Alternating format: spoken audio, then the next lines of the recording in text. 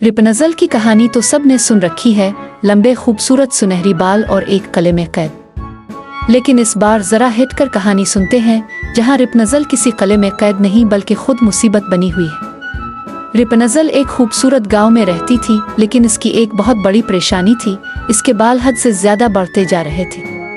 सुबह लिफाटेती तो बाल पूरे कमरे में फैले होते, बावर्ची खाने जाती तो इसके बाल चम्मच में लिपट जाते, और बाजार जाती तो सब्जी फरोश चीखने लगते, अरे रिपनज़ल, तुम्हारे बाल मेरे टमाटरों में फंस गए। सबसे ज्यादा मसला तब हुआ जब गांव में एक शानदार मेला लगा और रिपनज़ल ने भी जाने की ठानी। इसने खूबसूरत लिबास पहना, बाल संवारे और जैसे ही घर से बाहर निकली हुआ ने जोर से झोंका मारा।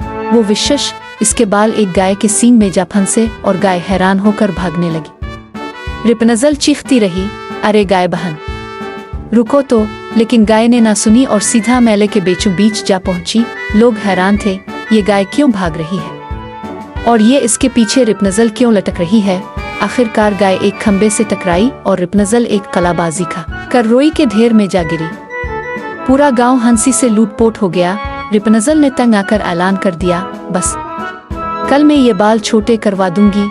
लेकिन जैसे ही नाई कैंची लेकर आया, रिपनज़ल ने आईने में अपने लंबे खूबसूरत बाल देखे और बोली, मम्मा, बस थोड़ा सा तराश देना।